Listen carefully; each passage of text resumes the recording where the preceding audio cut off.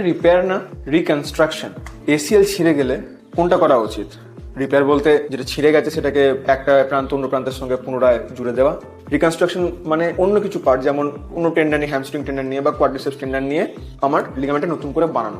কোনটা বেটার নির্ভর করছে কিভাবে ছিঁড়েছে এবং ছেঁড়ার পর প্রান্ত দুটোর কি অবস্থা তার উপরে। যদি অল্প ছেঁড়া থাকে বা যদি কোনো একটা প্রান্ত থেকে ছেঁড়া থাকে, বিশেষ করে ফিমোরাল এন্ড থেকে ছেঁড়া থাকে, সেই ক্ষেত্রে রিপেয়ারের সুযোগ থাকে।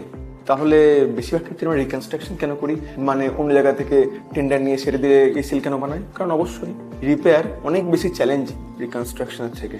রিপেয়ার করার রেজাল্ট কিন্তু সব হাতে ভালো নয়, এটা মেনে নিতে হচ্ছে। দুঃখিত আমি সেই জন্য, কিন্তু সত্যি বলতে 100 জনের মধ্যে একজন সার্জন হয়তো এসিএল রিপেয়ার করেন।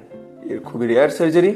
রিকনস্ট্রাকশন অপেক্ষাকৃত অনেক সহজ, রেজাল্ট রিলায়েবল এবং রেপ্লিকেবল, অর্থাৎ আমি বারবার কিন্তু ভালো রেজাল্ট পেতে পারি এই পদ্ধতির মাধ্যমে। রিপেয়ারের ক্ষেত্রে কিন্তু জিনিসটা অতটা সোজা নয়, যদিও সঠিকভাবে করা রিপেয়ার খুব ভালো রেজাল্ট দিতে পারে। তাহলে কি করে বুঝবেন? অবশ্যই এমআরআই করাবেন হাঁটুর। সেই এমআরআই দেখে আপনার ডাক্তারবাবুর সঙ্গে ডিসকাস করবেন যেটা কি করালে ভালো হয়। সেই ডিসকাশনের মাধ্যমে উঠে আসা সম্ভব যে স্পেসিফিক্যালি আপনার ক্ষেত্রে কোনটা করলে ভালো হয় বা কোনটা করা সম্ভব। আপনারও চেনাশোনায় এসিএল ছেড়েছে এরকম অনেকজনের সঙ্গেই পরিচয় থাকবে। তাদের সঙ্গে শেয়ার করুন ভিডিওটা। পরের ভিডিওতে আবার দেখা হবে।